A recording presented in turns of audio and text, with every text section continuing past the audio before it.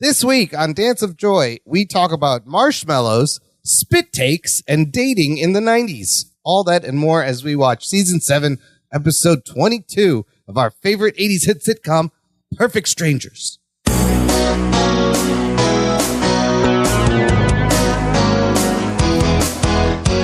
Hello and welcome to Dance of Joy, a Perfect Strangers rewatch podcast. My name is Imran. I am cousin host number one listener. Joining me every week, every episode, my sister, Sophia. Hello there, sis. Hello. How you doing? How you feeling? We are late into the run of Perfect Strangers. We are. Season 7. I'm feeling okay. I mean, there's so much crazy stuff going on in the world and in our country right now, but all week I have just been dying to come back here and find out what happened in 1992 after Marianne left Balky. You know what? And that's great because, yes, we had a to-be continued last week, and yes, the world has been crazy, and this has been a perfect way to take my mind off that. I need this situation resolved in a 4-part half-hour sitcom structure.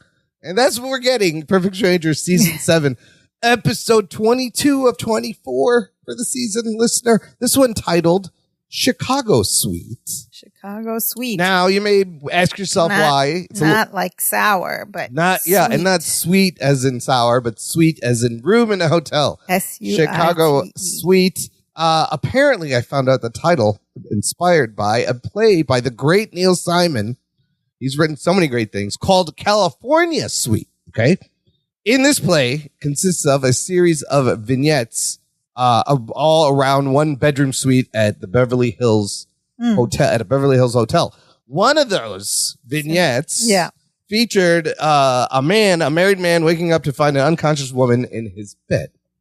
So that will be, he has to hide the woman from his wife. Right. And that will be the connection to this episode. But this play was turned into a movie in the late 70s, 1978, starring, listen to this cast: Alan Alda, Jane Fonda, Walter Matthau, Bill Cosby, Richard Pryor, and Michael Caine. Oh my God. I feel like we need to watch that. I kind of want to, just based on that cast alone, I kind of want to see this.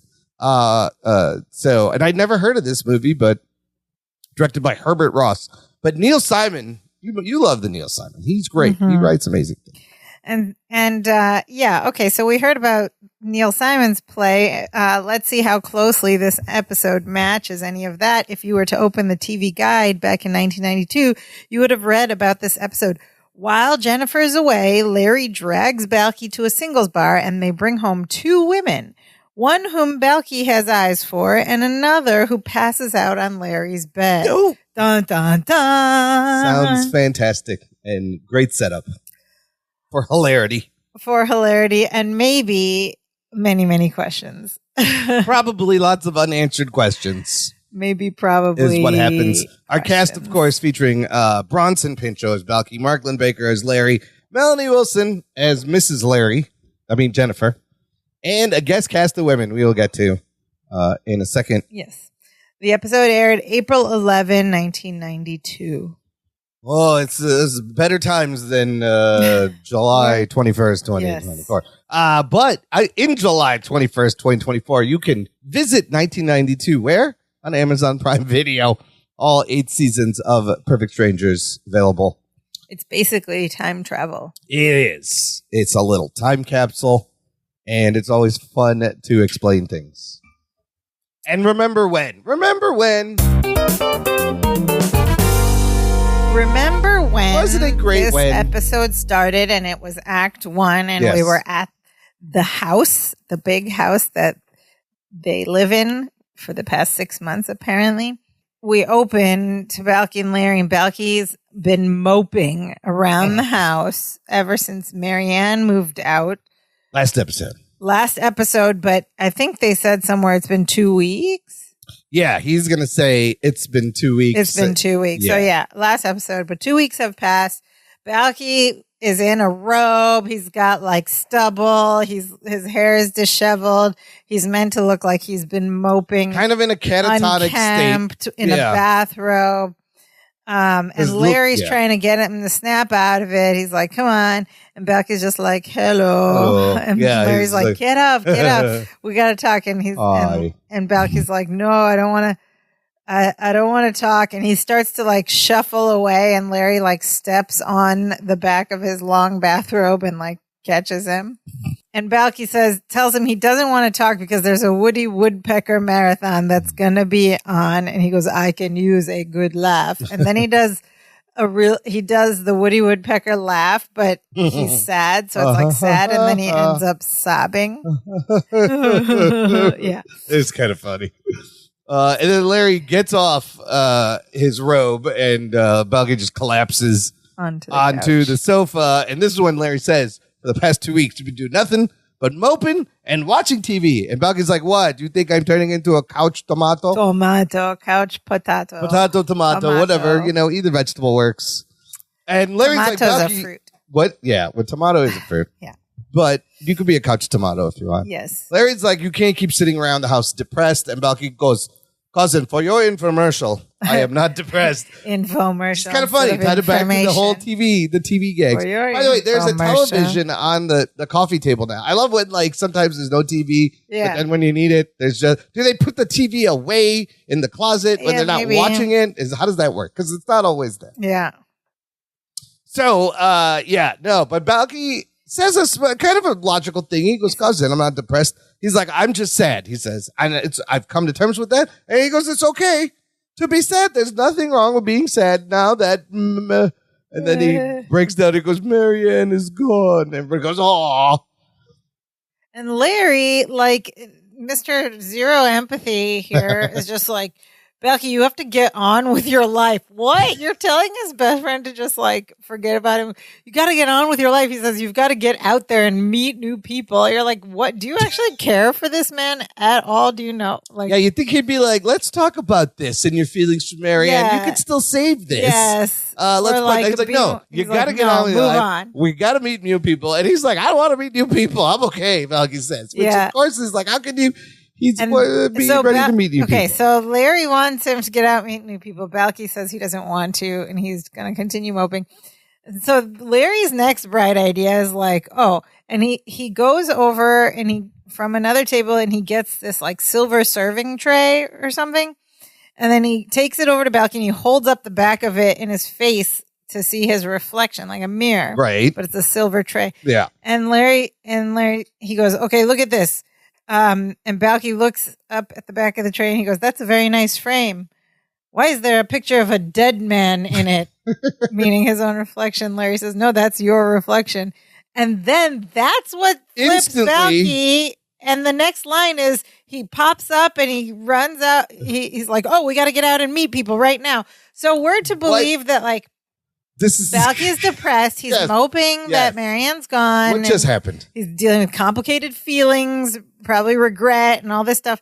And then Larry's like, let's go meet new people. He's like, I don't want to. And then Larry's like, but you look like... So the minute he sees how horrible terrible, he looks, he we gotta go meet new people. This is the reason we have to go. He needs to go meet new people because he looks sad and it's all disheveled. What? This was a huge... Bad? This was a huge forced stretch into moving this forward. Yeah, I don't get this premise. He instantly leaps up and he grabs Larry's hand and starts to walk out the door. Is his thought process if I don't meet new people now, I'm gonna look terrible for the rest of my life? I think that's what they were getting at. That's very vain, but he's like, oh my god, it would be like, oh my god, I look like that. I should get cleaned up and meet new people. Otherwise, if I don't meet someone new, I'm gonna carry on looking like garbage. I've let myself get to this point. I need to meet new people to snap out of it. Meeting new people is the only way I'll clean up. It's any number of those things. I don't get it. But anyway, it's quite a stretch. It's a stretch. It's a stretch, but they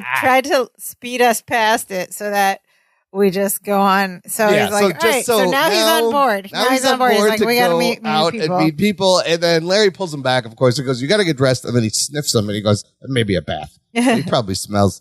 But all of this reminded me of, remember when Jennifer, the episode, The Breakup from season 6, and Jennifer was going out with that college friend, and Larry's moping around the house. It's all switched now, so they got to have each of them moping around the house. So then, all right, we it's cut to 1992. the next scene. So yeah, and we're off to Larry has convinced Valky to clean up and go out. A singles bar, okay. 1992. Yeah, and it's called the Cozy Corner. With K's, of course. It's spelled with K's. Cozy Corner, 2 K's. And my question is, okay, this is 92, but like, what's the difference between a singles bar and a bar? I mean... we don't have like singles bars anymore. Like, what is that even? Saying, because like you bounce people who are not single. How would you? Every bar technically could be a singles bar. It's just a bar. But I feel like there were certain places that were known that you could go, and it's understood that this is a singles bar, as opposed to like a rock club or like a music bar. Okay. It is every bar, but this one is. I don't know. It was a thing. What's a singles bar? Yeah. I mean, you know what? I don't even know how people meet each other these days because, listener, this is how you would technically met people back in the day. You went to something called a singles bar. It's a wild idea. Just random strangers. You don't know their social credit number. You don't know their Instagram. And you're just going to start talking to strangers, right? That's every bar. That's every bar. Anyways, this singles bar is great. There's a big bar in the middle. There's neon signs, a neon Chicago skyline on the wall. It is also carpeted. That's how you know it's a fancy place. Ew, how dirty is a carpet at a bar? Gross. Oh my God. Imagine. They're not cleaning that. They're not shampooing that down every day. But Larry and Belky walk in, and Larry's like wearing his nicest suit. Yeah. He's all decked out, and Belky's wearing this black shirt with green trees and red chili peppers. Yeah. It's the chili pepper shirt. Chili pepper shirt. Great. I like it. And they walk in, and Belky goes, "Cousin, I thought you said you were taking me to a watering hole." And Larry goes, "That's right." And then Belky looks around and goes, "Well, where are the caribou?" And Larry just looks at him and he's like, things. They'll be here later. They'll be here later. He's just stopped explaining things. He just rolls with it. Of course, Larry has to explain. What's their strategy here? They got to how to meet women, which I'm pretty sure he did the last time they were in a singles bar. Yeah, this was like early second season, first season. Remember they met went to Jennifer and Marianne, and they got beat up by that big dude and stuff. Yeah. That was great. Oh, they should have brought him back. Yeah, he's like, "You twerps so again." Funny, that big guy. Didn't that beat you up 4 years ago? 6 years ago, whatever. That would have been so funny. But. No, we are not meant to remember that. It's a different place. That wasn't the Cozy Corner. It's a different place. It's a different time. Things are different. 90s, circumstances are different. So Larry has to explain again. He says, "Here's what we're going to do. I'm going to give you a little orientation. Maybe get you started in a conversation with somebody. Then you're on your own." They've done this. They've gone through this. What would I do without you? And Larry, he just goes, "You'd be lost." And then they both do this synchronized, like they're standing in front of bar stools, but this synchronized like jump hop onto the seat. Hop back onto the seat with their legs dangling at the same time. It's so cute. Larry's short. And I saw that and I was like, that's how I get on every bar stool. I hop like that. And as soon as they hop, you'll notice there's a lady in a blue dress just to the left of Belky, and Belky's already caught her attention. She's looked over. The hopping on the bar stool. They've made eye contact. Worked to get some attention. But Larry doesn't notice that Belky's already engaging with somebody, and she's like smiling at him already the other way, and he keeps talking. He's like, "I haven't been in a singles bar for a long, long time." Oh, that's why they named it a singles bar. That's when I wondered, like, what it? Yeah, they explicitly call it a singles bar. It didn't say that outside on the Cozy Corner, a singles bar. Doesn't. Right, but I don't know how you'd know. You'd have to just hear from friends, like, "Oh, this is been in a singles bar for a long, long time." Of course not, Larry Appleton. And he hasn't noticed Belky's already like engaging with this woman. Larry's like, "Oh, but the rules don't change here." And he starts Larry's playing again. He's like, "You're going to be a little nervous at first. Just remember, it's a numbers game." And all the while, Belky's like making eyes at this woman. Yeah, every time he talks to him, Belky's about to engage with this woman, and Larry pulls him away, completely oblivious that this girl is ready to talk to Belky. And again, he interrupts them because there's plenty of opportunities out there, but you're going to have to talk to 4 or 5 girls before you get one to talk back to you. Wow, rough scene, dating life in 1992. Wow. And he turns his back completely and looks away from them. And this now, Belky finally has a chance to turn to the woman and go, "Hello, I'm Belky." She goes, "Hello, I'm Amy." Great introduction. Puts her hand out for a handshake, of course. Belky goes in for the hug, which kind of delights her. She's, this is not something normal you'd get from guys, so she's giggling. She's like, "Oh." And then Larry turns back. He's missed this whole interaction. And he's like, and if you were lucky enough to get one to talk to you, he goes, don't forget rejection, just part of the game. Okay, don't take it personally. And he goes, I'm going to scout around. And he walks away. He has missed this whole thing. And meanwhile, so then Amy continues. She tells Balky, you're kind of cute. Well, Amy, aggressive, just coming right out with the first shot. She's like, you're cute. And Balky does the whole, go on with you, and pushes her face away a little bit. And she's like, no, you are cute. And she gives him a shoves his little shoulder and a little shove on the shoulder in return. And Balky does, go on with you, with her face again, a little bit stronger.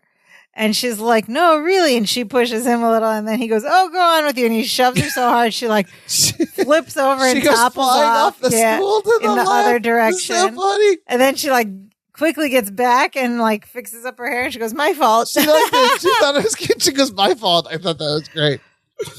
Just then, Larry has done his little round around the bar, scouting it out. Balky, he goes, I think I found some girls you can talk to. And Balky's like, cousin, this is Amy. She's a girl that I can talk to. She's right here. And he goes, Amy, this is my cousin, Larry. She says hi. Then he goes, nice to meet you, Amy. And then there's, of course, the awkward pause when you have a third wheel. Yeah. And they're just like, and Larry's like, yes, my job here is done. Yes, Larry, you were a decent wingman. You didn't really do anything. And he goes, Balky, I'm going to go back. I'm going home. See you back at home. Bye. Yeah. And he just leaves. That's the right move. Yeah. So he leaves. So and he thinks Larry he did that. He has orchestrated this. And then Balky tells Amy how he ended up there. He's like, this is cousin Larry's idea. I was going to stay home and watch the Woody Woodpecker marathon. And Amy goes, I love Woody Woodpecker. And Balky goes, get out of the city. And pushes her again. But this time he pushes her really hard and then grabs her hand and catches her and pulls her back. He knew she was going to fall. It's so funny. He shoves her and snatches and grabs her back. And she goes, no, I love him. Which is something Balky's never heard, I guess, another woman say it. And then Balky gets aggressive. And he's like, Amy, do you want to come home with me? Ooh. He goes, I could make some hot chocolate and we can watch the end of the Woody Woodpecker marathon. And she's like, that's so refreshing. And Balky's like, I'm sorry. I didn't mean to be fresh. She said, no, it's sweet. And she says, Balky, you may not believe this, but you're the first man to offer me hot chocolate and a cartoon marathon. I do love all this. Like, his approach is so unique and different. It's unique, that it but I feel like even in the time. I feel like last episode was so racy. Yeah. They're in that 9:30 slot. Yeah. I feel like this was like excellent missed opportunity for Woody Woodpecker marathon as innuendo. Do you want to come back to my place for a Woody Woodpecker No, but Balky, there's no innuendo. He would take it but literally. Yeah, he would. But I thought maybe she could. So she could think it means something else. It would have been a fun misunderstanding. Yeah, but they did two big misunderstandings and then last episode. When, especially in the next part that we haven't said yet, which is how her friend gets to go there with him, and she could have continued that misinterpretation. Anyway, it could have been funny. That would have been a little too. That's too racy. Much. Okay. Now the point is, Balky has almost found another soulmate. Yeah, someone who likes all the same things: hot chocolate, Woody Woodpecker marathon. She finds his innocence charming. Yeah, and refreshing. Yes, and refreshing. Not fresh, refreshing. Mm-hmm. So she's like, "You're the first man to offer this." And Balky's like, is that a yes? And she's like, well, it would be, but I came with my friend Beth and I can't leave without her. And she points over to the other side of the room and there's a woman at a table with a lot of people and she's looking very bored or Beth's face is amazing. You can just see she's got a drink in her hand. She has the I do not want to be here talking to this guy face. Yeah. People are drinking. It's pretty funny. And Balky's like, oh, do you think she'd want to come with us? And she goes, probably. She's like, I think she'd be happy to leave this place. She doesn't like it here. And then Balky's like, oh, if she doesn't like it now, just wait till the caribou get here. And then Amy laughs and shoves Balky really hard. And he flies off the stool and he pops back up and goes, oh, my fault. Cute. They're already being cute together. They're cute together, yeah. And they kind of match each other, too. She's dark brunette with lighter skin. They kind of look matchy. Okay, so then we cut. They're back at the house, and Balky is arriving with Amy, this girl who likes Woody Woodpecker. He's almost carrying in Amy's friend Beth, yes, who Beth apparently very got very drunk at the bar. Without help, so and she's hanging on. She's like stumbling around. She's barely awake. And they like bring her inside. He's like she's like leaning on his shoulder, that kind of thing. And Balky's like, okay, we're here we are. And then Beth just goes, I don't feel very well. Like stereotypical drunk caricature. And Balky's like, well, that didn't affect your singing any. He said, we very much enjoyed your rendition of 99 bottles of beer on the wall. Okay. She was singing 99 bottles of beer. And then Beth is just like, just drunk. She's like, I don't feel good. She goes, I think I should lay down for a while. She burps in his face, and Balky's like, whoa. Oof. So she's about to like lay down on the sofa. He's like, oh, wait, I got a better idea. He's like, let's take you upstairs. He goes, you can go right on upstairs. If you go upstairs and turn to the right, there's a bedroom you can use. And then he goes, nobody's using it now. And chokes up, and everybody goes, oh. And the whole audience goes, oh, they do this like 3 times this episode. Oh, nobody. Okay, we get it. Marianne's gone. Nobody's in there. So instead of walking her up, he just kind of really lets her stumble. He just like points her up the stairs, and she just goes, I'm fine. And she's stumbling up the stairs. And probably checks she's in the right bedroom, but whatever. Right. Well, obviously that's like they joke. Needed that, but in our brains in the rewatch world, we're like, what? Who does that? You bring this stumbling drunk friend of this girl home. You just let him loose. You just let it like go and make sure she's in bed, and she could be bring her a puking glass all of water, over the place some right Tylenol. now. Yeah. You don't know where she's going to throw up. You don't just like point her. You need to put a garbage can with a plastic bag next to her just in make case. Sure. Go. Like, who does that? She's in a bed. And you know what? Beth probably should have had a little more. I mean, Amy probably should have had a little more. Amy should have been that way too. Friends? The friend. I thought they were friends. Oh, why aren't you looking after Beth, Amy? She's all gaga over Belky. For that matter, they could have taken Amy home. Beth, you mean? Taking Beth home. Amy could have taken Beth home, or Balky could have helped her take her home, and then Amy doesn't care. I don't know how good of a friend she is. And Balky jumps on the sofa. He's like, okay, are you ready for the wild and wacky, wonderful world of Woody Woodpecker? And they're all excited. And they turn the TV on, and then Larry enters from the kitchen, and he's got like a mug. It's something. It's hot chocolate because here's what's weird. And pajamas. Balky said, "I will make you hot chocolate," but we get to the house and the hot chocolate's already made. Maybe they do it every night, every weekend. They trade making the hot. Like he knew the hot chocolate was going to be ready because it's already ready. But I love Larry walks in and sees them and goes, "Oh." This ridiculous face, so like his face at a boy, Balky. Like, what's happening? He's like, amazing. I'm sorry, I didn't know you had a guest. And he's all like proud of Balky and it's so funny. And Balky introduces her again. They met at the bar, but he says, "This is cousin. This is my friend Amy." Amy says, "Hello again." Larry says, "Yes, we've met." And then Larry's like, "Well, I'll just leave you two alone." And then he makes this like really funny like face, like ooh, his mouth is open. And he's like, "Good night," and he goes up the stairs and exits. His face is great, and he goes upstairs. Yes, and then there's this cute scene where Balky and Amy do the Woody Woodpecker laugh. And Larry's and they're like, shaking their head. What Larry's is going face on is like on the stairs? Larry's like, oh boy, these two really do deserve each other. They're both doing the Woody Woodpecker laugh. Okay. And then so Larry leaves, and Balky's talking to Amy. He goes, "Amy, if things go really well later on after the Woody Woodpecker marathon," Amy's like, He's like, "I might carve our initials in a tree with my nose. I've been told I have the nose for it." I don't get this. I don't. It's a Woody Woodpecker thing. It's a Woody Woodpecker. He's got a very Middle Eastern, sharp, pronounced nose or something. I don't know.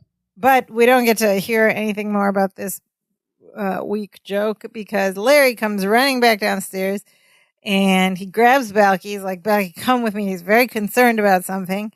And he drags him away from the couch. And Balky's like, "Girl on the couch, girl on the couch, please." Girl on the couch. And Larry just excuses themselves from Amy, and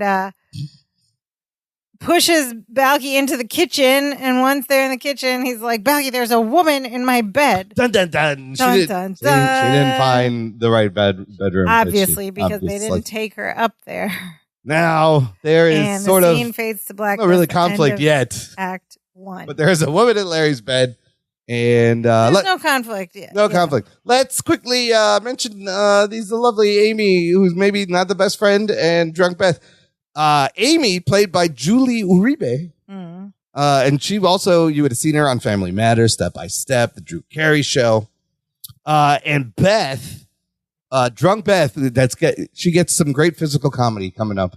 Does a great job, played by Paige Pengra, who you would also see on Murder, She Wrote, Who's the Boss, Dear John, Ferris Bueller, Knots Landing, Life Goes On, Full House, Blossom, Fresh Prince of Bel-Air. Their lives must have been so fun. What a great set of shows to be on and the history to be part of. That's the end of Act 1. Listener, you can join this conversation by joining our Facebook group. There's a link in the episode description. I post threads of the episodes we're going to record ahead of time. There are only 6 more threads I will be posting. Season 8, episodes 1 through 6. We're getting there. So a great week to join and catch up and be part of the conversation as this journey comes to its conclusion. I got to say, a huge shout out to not only our new member in our group, Barb Weatherby. Welcome to the group. Barb. She's doing all the right things. She joined the group. She has written in a comment we will share later. And sister, she gifted us 5 coffees. Get out of the city. Oh my goodness. That's Thank you so much, Cousin Barb. Use that. Buy us a coffee. Very kind. Thank you. So she left a comment with her very generous donation. She says, I just recently found this podcast. I'm so sorry that I'm so late catching on. I will eventually get to all of them. Thanks for all your work on this. Look, it's always going to be around. No apologies necessary, Cousin Barb. Thank you for listening. You still caught us in real time while we're going through this journey, and the podcast will always be there. The Facebook group's always there. You can always go back and listen. We are so happy to have you. You are more than welcome, and no need for any apologies. I did want to ask Barb Weatherby, is your husband by any chance a principal at Riverdale High School? Maybe she principal was. Weatherby. Was it for sure a man? It was. They had, yeah. Okay. Her name reminded me of Archie Comics. Principal Weatherby. Principal Weatherby, Riverdale High School. All right. So we ended Act 1 with not really super high stakes or conflict, just that he's like, oh, why is she in the wrong bed? I guess. Okay. So then Act 2, we're back to them again, and Larry's saying, why is there a woman in my bed? And Becky says, that must be Amy's friend. And he explains that she wasn't feeling well, so he sent her upstairs to sleep in the room on the right. The one on the right. Using that room. And he was sad again and again. The audience the one on the right that no one's using. And he rightfully concludes and lets us know, she must have gone into the wrong room. I'll just go move her right now. Okay, no problem. But Larry's good idea. Larry's like, look, well, there's no hurry. It's fine. We'll move her later. He says Jennifer's on a flight. And then he's like, he's looking out for Balky. You got better things to do. And they get into the whole nudge, wink, wink. And Balky joins him, but then Larry knows him well enough now because then he finally goes, "You're gonna watch Woody Woodpecker, aren't you?" Balky goes, "You know me so well." That's what they were talking about. That was the nudge, wink, wink. Of course, they're gonna watch Woody Woodpecker, and so Balky leaves Larry in the kitchen. He goes back to the living room, and we see Larry pour some more cocoa from a pot on the stove into his mug, and he takes a sip, and just then the back door opens, and it's Jennifer, and she goes, "Hi, Larry."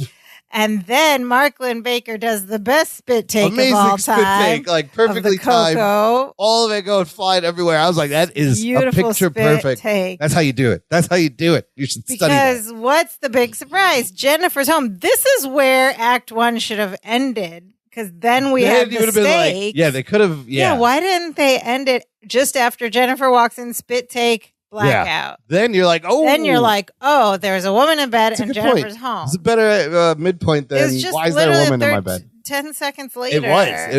It's not long. They should have shifted it over. That's interesting. this is where Act 1 needs to end, right? Because, okay. What if I'm so smart? Why ain't I rich? Yeah. Okay. So Jennifer's back. Brilliant spit take. Larry's now panicked. Because why? Because there's a woman in his bed. And Larry's like, oh, why are you here? What happened? What are you doing home? This and that. And Jennifer does this long, like, my flight to New York was 3 hours late. And then the connecting flight to London was canceled. So then I waited for 6 hours and then got another flight home. She's like, all I want to do is go to bed and forget this day ever happened. And she has her little, like, this very 1992, like, hardback suitcase that you actually had to carry. She's carrying. Remember when you had to carry suitcases? Yeah. Now you just roll everything around and it fits in the overhead compartment. She's carrying this hard case suitcase. What an annoying thing. And she starts to go upstairs. And she starts to leave the kitchen. Yeah. Larry grabs her suitcase, pulls it back. He's like, no. And Jennifer's like, what do you mean no? And he's like, no lunch, no dinner. You should have some cocoa. And he starts to get her a mug of cocoa. And he's like, this will help you relax. And he sits her down at the counter. And Jennifer's like, okay, yeah, I guess, a little hot chocolate would make me relax. Larry's like, I'm just going to go in the other room, tell Balky you're home early. He's going to be so surprised. So at this point, Larry could have just explained the night so far. What's wrong with that? What's wrong with it is he went to a singles bar. Yeah, that's why presumably he thinks that Jennifer's going to be mad. He can't tell her he went to. But he can if he went with Balky to cheer up Balky. It wasn't with malicious intent. He was there to help Balky. I went to help Balky. I wasn't going to meet anybody. Does he not think she would understand this? That she would be understanding enough? And also, for her to be mad would be to believe that Jennifer thinks that, like, if Larry goes to a bar, all these women are going to swarm him. Yeah, she's not worried. Not worried about that. I don't think she's worried about that. So then why would she be mad? It makes no sense. It's a little forced. So he's going to be so surprised, and he runs back into the other room, and he's starting to get all crazy, and he's starting to walk around like hunched over, like a little goblin or a little demon. It's funny. It's amazing. This panic Larry we see in these next few scenes, and we see Balky and Amy both laughing at the same time at something, and then like something dramatic happens on the screen, and they both stop, and they both look concerned, and Larry's like, "What is going on?" These two are nuts. Oh, that's so funny. They're like, "Ha ha, ooh," and they're like, "Oh," and then Larry's like, "Balky, I have to talk to you," and he grabs his arm and rips him away and spins him over to the far side of the room where Balky does a great spin and lands right in the chair. Another chair, yeah. And Larry crouches down next to him, and he goes, "Jennifer came home early. She's in the kitchen right now. You have to get rid of the girl." The girl. Yeah, all he says is, "Get rid of the girl." And Balky's like, "Why would I get rid of the girl?" And he goes, "Because my marriage is at stake." So this is very similar to what happened last episode, where he's like, "You have to talk to this girl. My marriage is at stake." Complete misunderstanding. He doesn't say which girl. He doesn't say which girl and why the marriage is at stake, and doesn't learn to be more literal. This is all the instructions. From that moment to this, but I can also understand because he's freaking out. He's panicking. Yes, he's freaking out. I get it. He thinks everyone's on the same page with him because he's like, get rid of the girl. Get rid of the girl. He thinks, right. So he thinks everyone can see what's in his head, right? The situation, but only he sees it. If you're panicking. Yes, right? So he's like, get rid of the girl. And Balky starts to protest, and Larry just goes, so he just starts snarling and barking. There's more barking coming up. It's amazing. It's so good. And Larry runs back to the kitchen. But he runs in this little like goblin-y run. Yeah, it's like hunched over, and he's and you can see his crazy face. He's just like as he runs back over into the kitchen, like his head tilted back. Yeah, and then I love this because Jennifer has got a kitchen mug and the heavy suitcase, and she's walking towards the door, and he stops her. He goes, "Oh, where are you going, Jen?" And she goes, "Oh, I'm going to go to bed." And he's just like, "Oh, no can do, Jen." He just goes, "No can do." He goes, "Nope. To get to the bedroom, you would have to walk through the living room." And Jennifer's like, "I know that. I've lived here 6 months. I've kind of memorized the route."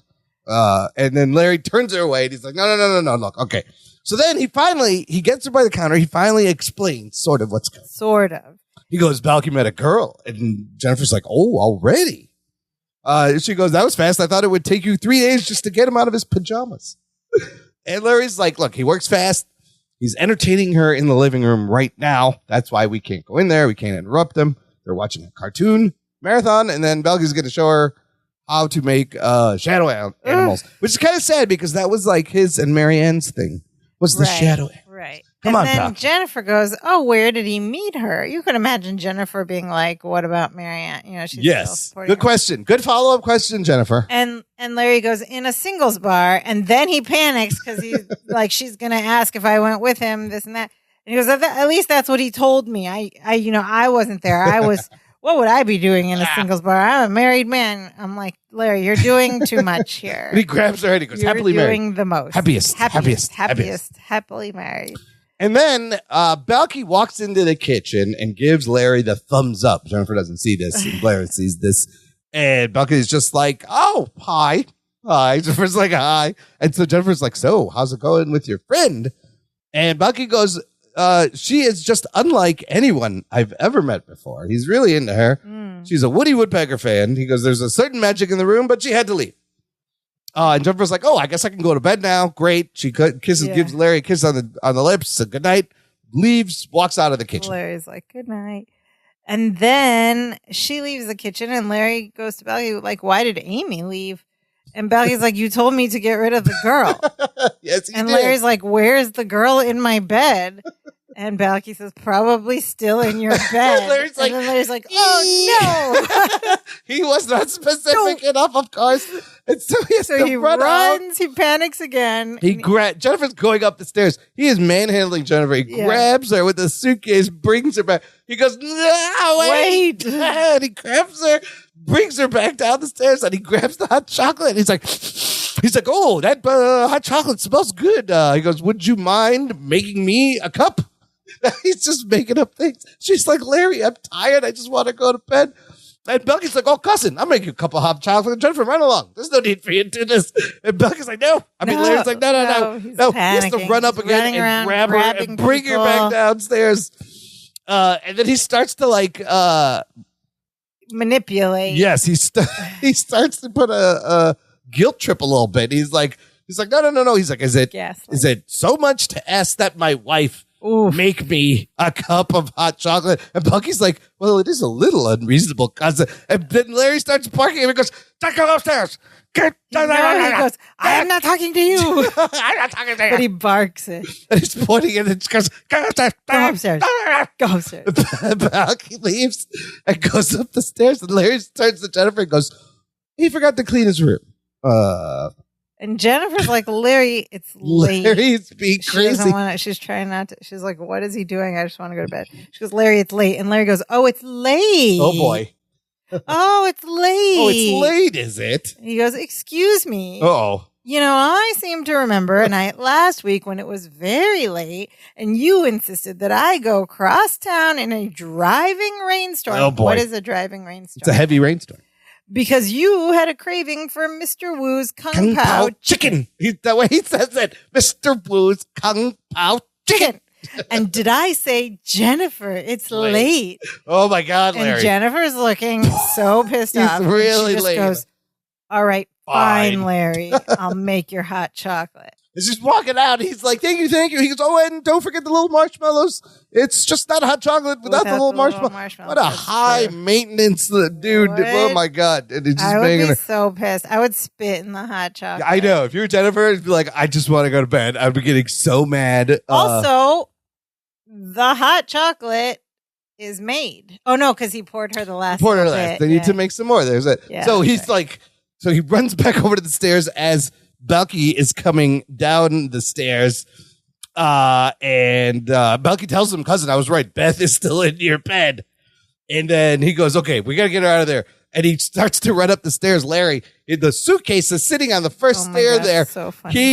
He trips, does a great pratfall over the suitcase so funny. onto the landing. Out loud so hard. And then he gets up and he just starts barking. And this time you can see he's crunched over. His legs are flailing. He's hunched over. He's just like, get up the stairs. Get up the stairs. And he goes around and starts barking at Balky and pushing him up the stairs. Yeah. And they're running. And Balky's like covering he has a hand on his butt as Larry's going, chasing him up the stairs. Larry has lost it. It's so funny. My God. It's get up the stairs now. It is very funny. So then we cut to the inside of Larry and the master bedroom, Larry and Jennifer's bedroom, and we see that woman Beth, sure enough, in the bed, sound asleep. The covers all the way up to her chin, full covers, and she's passed out. Yeah, this is a bad look. How are you going to explain this to Jennifer now? This has already gone way too far. And now, after he's already being weird, if he had just told her when she first came in. I was like, oh, it's bad. It's a bad look. And it gets worse. Because Larry, and they jump out of the bed, and he's first gently trying to shake her and go, Beth, wake up. And then you hear her. She's drunkenly still singing 99 bottles of beer. She's on 45 bottles of beer. And then Larry starts shaking her harder and harder and just is like, Beth. And Belky's like, cousin, don't do that. She's going to lose count. That's such a funny line. He's literally vigorously. That's so funny. She is passed out. This lady is not waking up. They stand up and they pull the covers off. They're going to move her to reveal Beth is not wearing Larry's pajamas. His red and striped pajamas. And Larry just shocked and goes, Belky, she's wearing my pajamas. Belky's like, they look kind of good on her. She fills them out a little more. The pant legs could be longer. Yeah, they are short. They're so short because she's tall. So then Larry's like, we have to get her up. Okay. So he gets on the bed and like grabs her by the arms. Belky comes to her feet and grabs her ankles and starts pulling and her they just like manhandle this. Yes, I mean, it is lady. Like really. It is like. I mean, I don't think you could do this. This whole bit is hilarious. They basically have to manhandle this woman a lot, but it's really funny to think. Like the whole time I was thinking, how did the three of them? None of these three break and start cracking up and filming this because she's hilarious. She's just lying limp the whole time, just, like, and they're tossing her around. They made a sandwich out of her, right? So she's between them, and they're dragging her. They get her up and they drag her to the door. And you're right. I don't know how. The lady, what's her name, who played Beth, is not cracking Paige up. Paige Pengra is not cracking. Smiling. She was like so good. Okay, so this is what happens. Balky grabs her feet. Larry's got her by the arms at the head of the bed, and they like take her to the end of the bed, but then she like slides down and ends up on the floor. Ultimately end up being like this weird 3-people sandwich where and they're just trying to like move this passed out body from the ground up. It's really funny. And then you hear they open the door, they're gonna move her out, and then you hear Jennifer from downstairs like, Larry, do you have to have the marshmallows? I can't find them. And at this point, Larry's holding Beth passed out like in front of him like a teddy bear, and she's just like limp. And so her head is right next to his mouth, and he yells He's down. Screaming with her ear. He's like, yes, I have to have the marshmallows. I'll be right down to help you look for them. And I'm like thinking about them filming this. He's like literally screaming in this woman's ear, but she's supposed to be passed out the whole time. So then Larry's like, Balky, take her. And he like puts Beth in Balky's arms to hold her up. And he's like, just find her clothes and hide her. If Jennifer sees her here, my marriage is over. Again, with the marriage stakes. All this moving around bit must have been somewhat inspired by, it's very Buster Keaton. And Buster Keaton really did all of these crazy things first. That we love in terms of physical comedy. But he had a repeating thing in several films where he would try to move an inebriated or unconscious like person. Weekend at Bernie's. But this goes back even further. It's like it's always a thing of trying to move an unconscious or drunk person is always funny. And Buster Keaton did it first, probably. Like he did a lot of things first. Him and like Charlie Chaplin. Yeah. But yeah, Weekend at Bernie's, similar. which would have happened in the 80s. But they already did a Weekend at Bernie's Spoof with the King of Meepos. Oh, yeah. See, that again. It's always funny when you got to drag someone around. It's kind of funny. Like, I think you could still do that. It's still, this is like a passed out. We'll talk about that PS today. So he leaves Balky with the woman. He leaves Balky with Beth, and Larry's like, just get her clothes and hide her. And he runs out to go talk to Jennifer, who's on her way up the stairs with a suitcase. And he grabs the suitcase, and Jennifer leads her back down the stairs. And she's like, your hot chocolate's in the kitchen. If you want marshmallows, go buy them yourself. I'm going to bed. She's not happy. She's at it. And she tries to go up the stairs again, but Larry pulls her back down. And he's like, you're angry, aren't you? And Jennifer's like, yeah, you're acting insane ever since I got home. And Larry's like, okay, I might be tense, but so he's trying to stall. Yeah, he's trying to stall. He's like, there's a good reason for it. I've been under a lot of pressure, but this and that. I think communication is good for marriage. Don't you agree? He's just babbling on. And Jennifer's like, Larry, I'm late and I'm exhausted, but if that's important to you, fine, we'll talk. And then suddenly we see Balky from the top of the staircase, like, give Larry a thumbs up. Another thumbs up. And then Larry's immediately like, okay, but not now. You're tired. She's like, what is happening? He's being insane. So, you'd think she would understand now that he's up to something. Something's up. She finally gets to the bedroom, and she's like, I'm glad this day's over. And Larry's like, me too. And then suddenly he's pulling the blankets off the bed and getting ready for bed, and Balky runs in all of a sudden. He goes, cousin, I hid all of Beth's clothes. And Larry's like, good. And Balky's like, no, not good. I couldn't find her other shoe. I only have one. The other one's in here somewhere.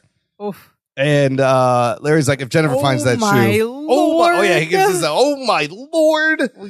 We have to find that shoe before Jennifer sees it. Jennifer, meanwhile, has been off in like the closet, walk-in closet this whole time, not hearing any of this commotion, changing her into or what's her going on pajamas or whatever. So, like, Balky gets down on the floor in front of the bed as Larry lifts the sheet and throws it over Balky, looking for the thing. Yeah. But Balky's covered as he gets up. He goes, I got it. He found it. But he's covered with this pink sheet, light pink, and he looks like what? A ghost. And what does he do? He sings the Casper the Ghost song, but with his own name. He's Balky, the friendly ghost. The friendliest ghost you know. I don't remember this song from the Casper. Was this in the cartoon? Yeah, I think so. Do you remember this song? Yeah, a little Casper, the friendly ghost. Yeah. But he puts his name in it, yes. And so he's singing, and Larry's frustrated. He pulls the sheet off of him. He's like, stop it. And he's like, get out. He grabs the shoes. He's like, get out. And but before he can leave, Jennifer comes out in her pajamas and robe or whatever from wherever she was changing. She's like, Balky, what are you doing here? And Balky hides the shoes behind his back. He says, what am I doing here? Well, isn't that the universal question? I mean, what are any of us doing here? And Jennifer's like, okay, I'm going to go take a shower. And she goes into the bathroom that's in their bedroom. And Larry's like, oh, sighs in relief. Balky, we did it. And he's, by the way, where'd you hide Beth? And Balky's like, well, we got to talk about that. Turns out, he says he didn't have much time. His options were few. And Larry's like, what does that mean? But before he can answer, Jennifer comes back out of the bathroom and looking very upset. Why is there a woman in our bathtub? Oh, busted. That's the only place. He didn't have time to put her in the other room. Which is a good place to hide her, yeah. Yeah, but he should probably take her out of the room. To the other room, right. But he put her in the bathtub, busted, everything's Larry's out like, in the open. Oh, no. So we cut to the next morning in the kitchen, and Balky's on the phone talking to Amy. Oh. And he's like, oh, you're kidding, Amy. He's like, you like the Three Stooges, too? And he's like, I'd love to go to their film festival. I'll pick you up at 7. And then he goes, oh, Amy, put your face to the phone.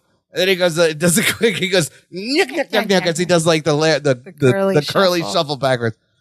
And hangs up. I thought she was going to poke his eyes out and return through the phone. Oh, dude, we can't it. see that. Yeah. What's more alarming is, wow, he's going to go on a second date with him. Amy? Is he completely over Marianne? Has he just forget? Is it? He's found another soulmate or replacement. Well, we don't know what his angst over Marianne even really is. No, like the whole premise of being mopey. Let's go back to the very beginning.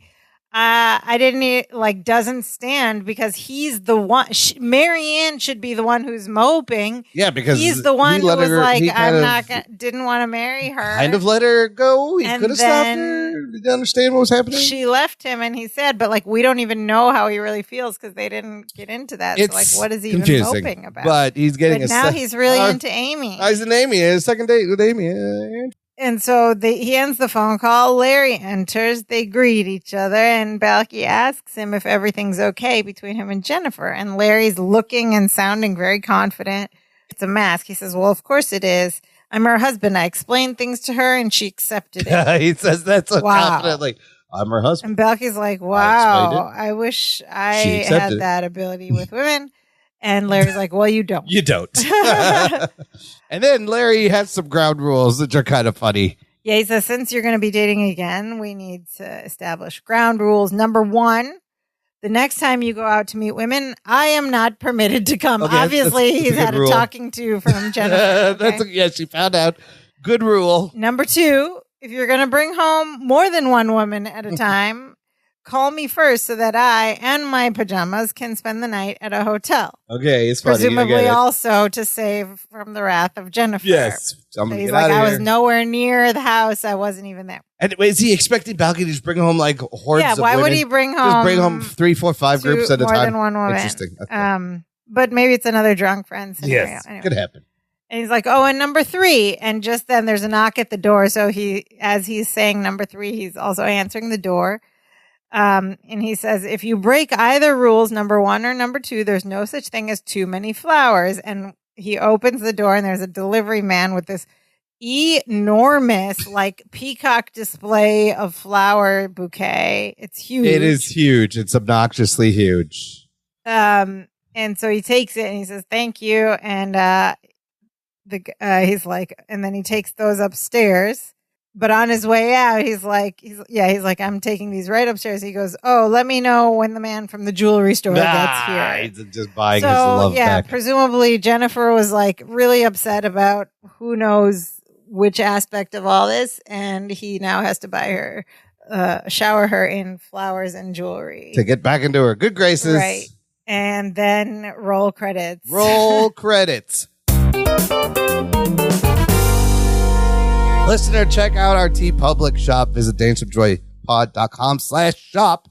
You can buy wonderful t-shirts, hoodies, mugs, cell phone cases with the Dance of Joy logo and show it around the neighborhood. Show all your friends this very niche and fun journey and experience.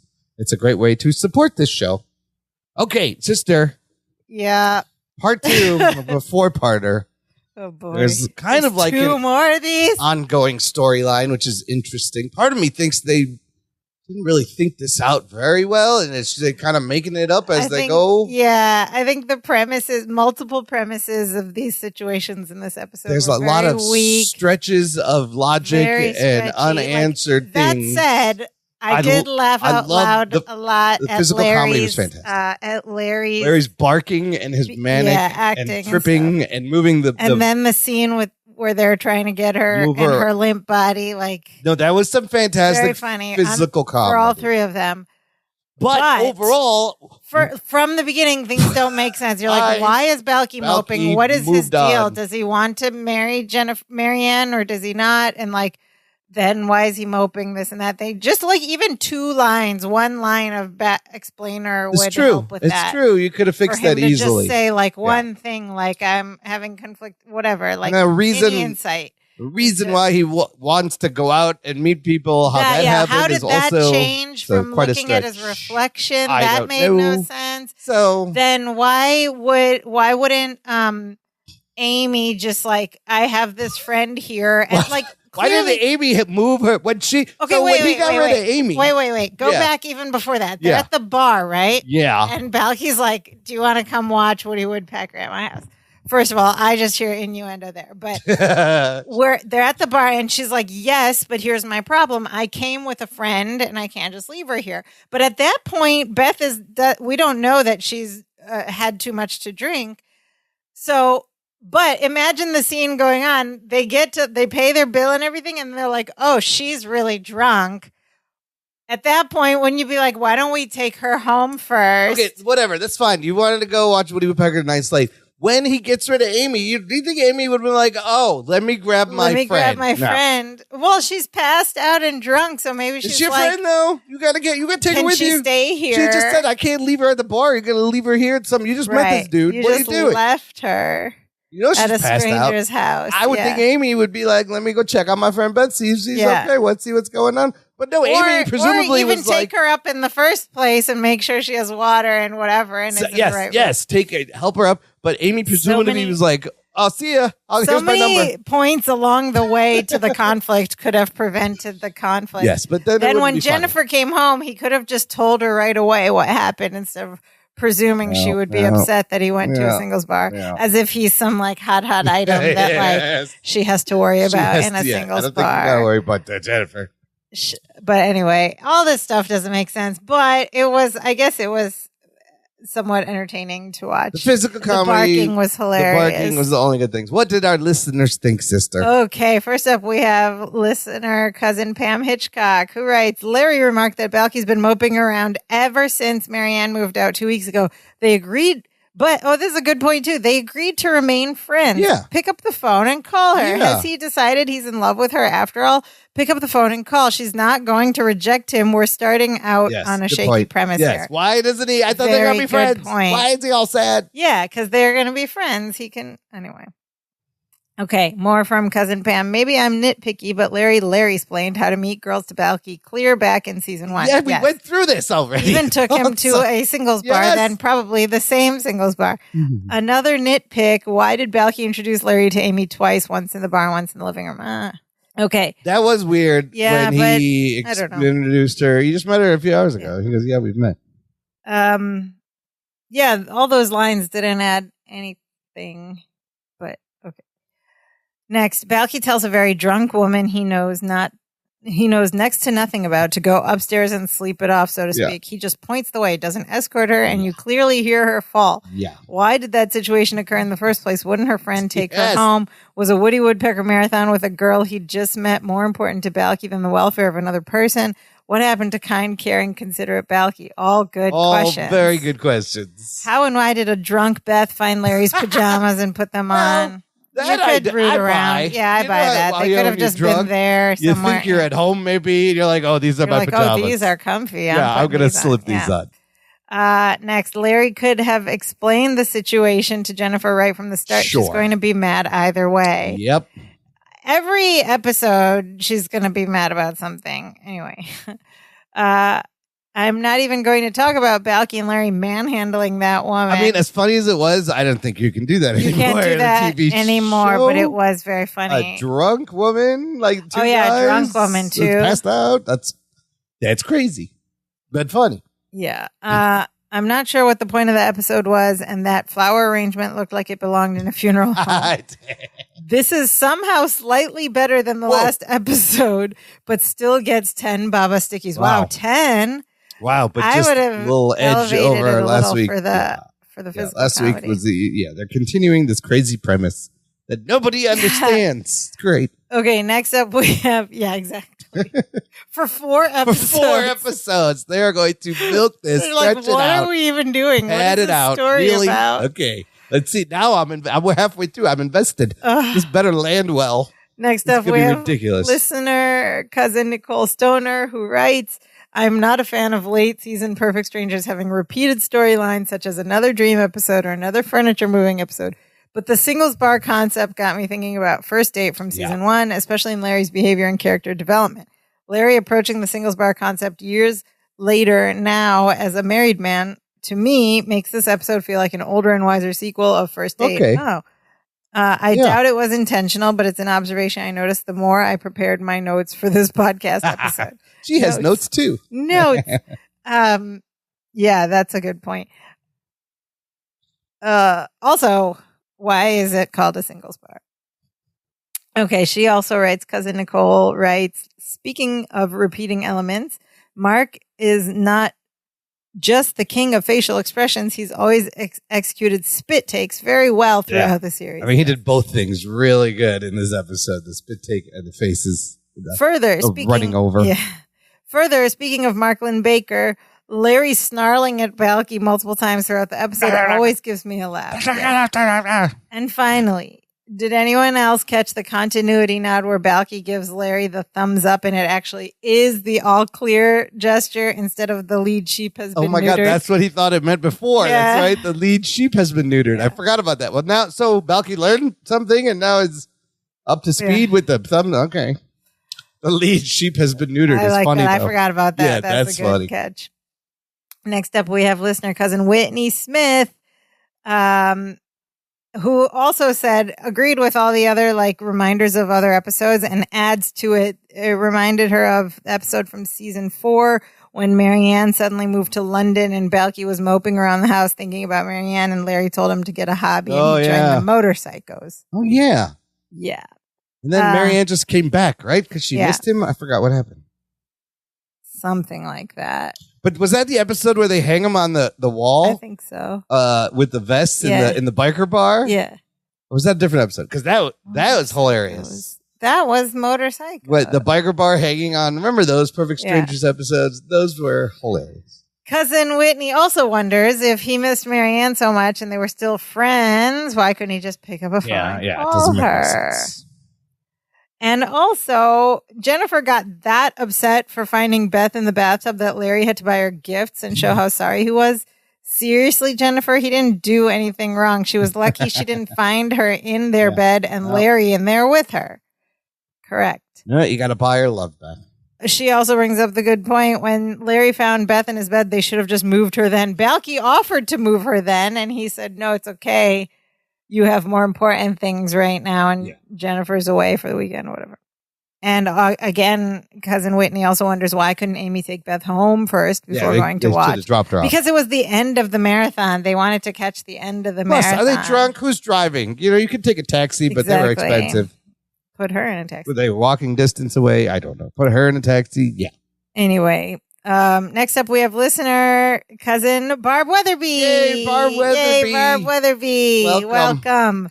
Barb Weatherby writes. I feel like cousin Barb Weatherby has one of those names where you have to say the first and last name. Oh, it's just fun to say.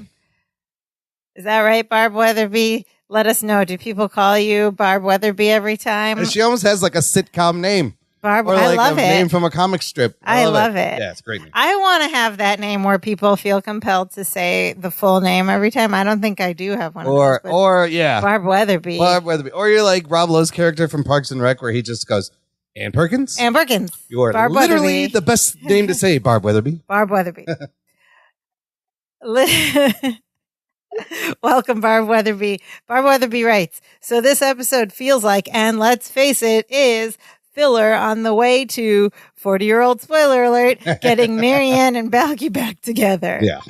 Having said that, it wasn't too bad for a filler episode thanks to the physical comedy. Yes. Larry's growling at Balky is so mean, but I can't help laughing every time he does it. I really like the pushing, falling, tripping, and Larry's signature spit take. As for the characters, Larry sees Balky moping around the house because Marianne is gone, and he doesn't think to say, you think maybe you should reconsider your feelings for Marianne and whether you should be getting married since you are clearly miserable without her. Instead, he says, you got to move on and meet people. That's what I had a problem with that too. Friend, isn't that what you would say? You'd be like, listen, this is why she left, and I'm going to help you not be an idiot anymore. Out. Clearly, you want her back. You know? No, he's like, let's get you another one. Barb Weatherby continues. Also, as I talked about last week, throughout the series, Balky has been the most emotionally intelligent character of all, so it's hard for me to believe that he can't figure out his own feelings for her. Correct. He should be in touch. They play with his intelligence. He's in touch of his feelings. For their convenience. Also, apropos of nothing, I really liked Balky's outfits in this episode, even his I Am So Sad robe. Thank you, Barb Weatherby. Barb Weatherby. Cousin Barb Weatherby. Next up, we have listener cousin Jason Kurinko, who writes, this episode's title, Chicago Suite, is a nod to California Suite, the Neil Simon play and later movie. One act in particular of California Suite has this plot. Conservative middle-aged businessman Marvin Michaels is the visitor from Philadelphia who awakens to discover a prostitute named Bunny unconscious in his bed after consuming a bottle of vodka. With his wife Millie on her way up to the suite, he must find a way to conceal all traces of his uncharacteristic indiscretion. Yeah, that's what we mentioned at the top of the episode, but that is good. And cousin Jason writes, sound familiar? Of course, the writers of Perfect Strangers have changed some details, added a storyline for Balky, and cleaned it up for network television, but basically it's the same story. I am finally realizing that's the trouble with a lot of these late series episodes. Whoa. Instead of developing the characters we love in logical ways, they recycle plots and tropes from other properties and shoehorn them in to fit the show. I'm not sure if it's a lack of creativity on the writer's part or the producer's insistence in paying homage to their favorite comedies of the past, or both. This realization is a mixed bag emotionally, though. On one hand, I'm frustrated whenever characters act in ways that go against their nature because the plot requires it. Yes. But on the other hand, I can now forgive these same inconsistencies because I realize they are simply transferring plot elements from another source. Oh, interesting. In this episode, for example, the section borrowed from California Suite is a farce. By definition, none of it would work if characters communicated clearly with each other. All right. Okay. Right. Yeah. And so while I would normally be frustrated that Larry doesn't just tell Jennifer the truth, I can forgive this because this is just the style of the comedy they've borrowed. They just do this that a lot. It's always from information that's not told to make it a farce. Correct. Which is fun. You need that for the story to work. The misunderstandings are funny, but it's repetitive. But I get you. The only part I'm not sure I agree with for me personally is whether I would forgive that. Because that's true. We don't know why, if it's like in serious homage or if it's laziness. But it is what's driving all the comedy, essentially. Yeah. So that's great. That's a great analysis. You have to do it, but it becomes frustrating if you don't balance it out with other kinds of comedy. They just do it over and over again. Right. Then you start to notice, like, why haven't these people learned anything? Because it's not about that anymore. They're just like, we're going to do this to pay movie. Tribute to we're going to do this play. And it wouldn't work. We're going to do this thing with the real characters developed. Yeah. But yeah, frustrating as well, but very, very insightful analysis. Thank you, cousin Jason, who also writes, gosh, that was long-winded. In any case, I enjoyed the episode for what it was. I liked the Amy character and found it refreshing that Balky didn't just meet losers who made him regret letting Marianne get away. Yeah. That would have been the easy choice, so it's nice to see some complexity displayed with Balky genuinely connecting with another woman. That also I do appreciate, because you're like, I want to see how this turns out. Like, at first I was like, no, Marianne, but then you're like, Amy is great. She's not. They're so good together. Amy has the similar interests, so I don't know anymore now. Yeah. Who makes a cuter couple? Because she almost becomes just as cute as him and Marianne. Right. So they make you. I don't know how. I don't remember watching this before. So, but we should also be mad at Amy because she left Beth up there. Well, she left Beth. No, because she's going to take him away from Marianne. Oh, we'll see. But that's not her fault. No, it's not her fault. It is her fault that she left her drunk friend. It is. I don't know how good of a friend she is. That's the only thing I would question.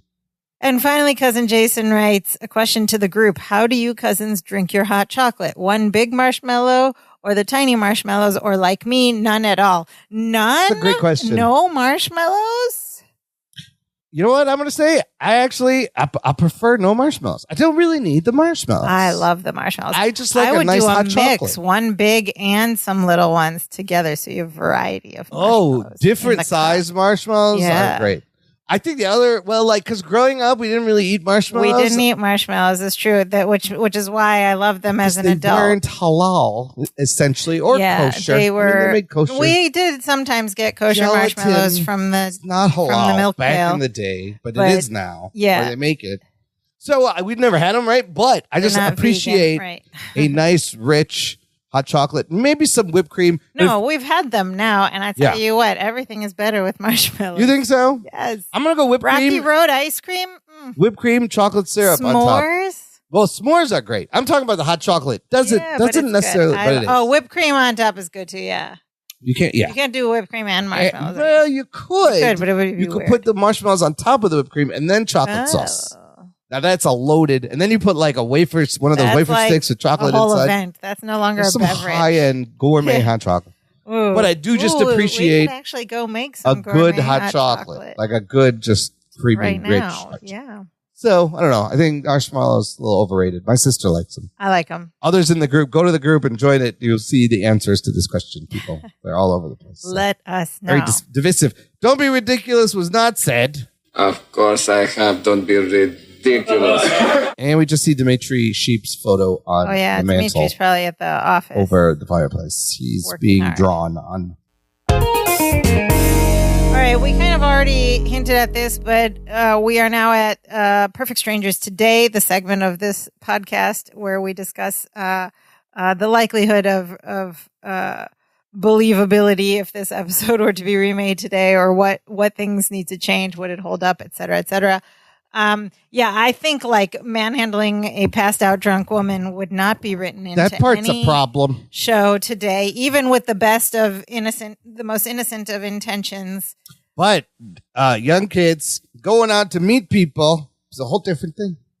I don't know. Singles bars. They wouldn't. It wouldn't be called singles bars. It would. Let's see. If they were like 30-year-olds now, 20, 30-year-olds. They would be on the apps. He would get them on the apps, or he'd be like, "Let's go to." Oh yeah, there's people go out events, to bars and events, but they're not called singles bars. But it would be like a rave, like nightclub or some.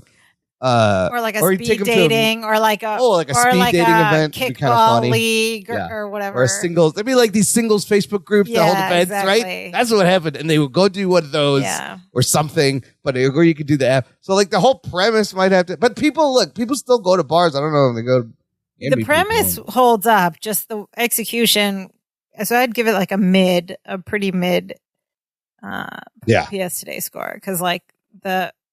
If you came home, how would you get a? No, you wouldn't. You wouldn't have any reason to bring your drunk, passed out friend to the same house as the guy you're going to go watch. Like, get in the Uber, TV like with. we're going to drop her off, you and then we'll go over here. It would be really easy today to just. So that part doesn't hold up at all. Like what? You'd have to have some whole another reason. Also, they could just watch Woody Woodpecker like on their iPod or on their phone, wherever they are. At the bar. Be like, oh my God, what are you doing? I'm watching Woody Woodpecker. All right, so my score just went way down now. The whole thing would be like, it's different. It's so weird how people meet people these days, man. I feel for these kids. The world has changed. It's not really going to work in the same way. Sort of. So low PS Today score. Be like, what's your They'd be like, give me your Instagram. Oh. What's your Snap? People still use Snapchat? Do the kids still use Snapchat? No, be like, let's see. Have you used it? Yeah. No, people do still use Snapchat, but it's like old people. Okay. Well, Balky is now dating Amy. This is crazy. This is part 2. What will happen in part 3? There needs to be some resolution. This thing turning around. Has 2 episodes left. He's missing Marianne, who wants to get married and has left his life, but he's met another lovely woman. So who he gets along with. Will he run into Marianne in the wild, like at the grocery store? Like that's going to be awkward. But they're still friends. I honestly Marianne have not dating watched somebody it else, yet, so I don't know. Yeah. Is Marianne maybe going to see somebody else? That might be what happens. Find somebody to marry already. Maybe. We don't know. We'll find out next week. In the meantime, you can support the show in a way similar to Cousin Barb Weatherby. She bought us 5 coffees. You, listener, can also buy us a virtual coffee. Visit our website, danceandjoypod.com/support. There's a buy us a coffee button.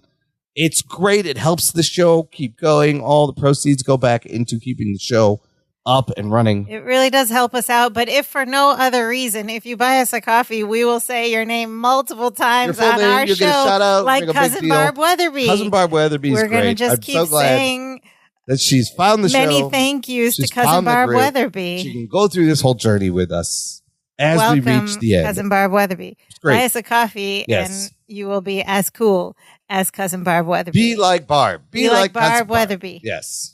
Be what? WWBWD. What would Barb Weatherby do? Yeah. Another way that you can be just like Cousin Barb Weatherby, it does not involve money at all, but you can just come and visit us and say hi and leave us comments and nice messages and your thoughts on the episodes. The first place you can do that, go to our website, danceofjoypod.com, and from there you can click around and go to all the various places in the ether where you can stream and listen to this podcast. And you can also do us a huge favor and click that like and subscribe button and leave us ratings and reviews. All of that stuff helps us every bit of the way on this journey. You can also send us a voice message from the website. Say hi. Tell us if you've ever been to a singles bar. What is a singles bar? Anyway, come and give us your thoughts. Weigh in on that great debate and the marshmallow question. Oh, the big marshmallows or little marshmallows in your hot chocolate. No marshmallows. Or no marshmallows. Oh, there, yes.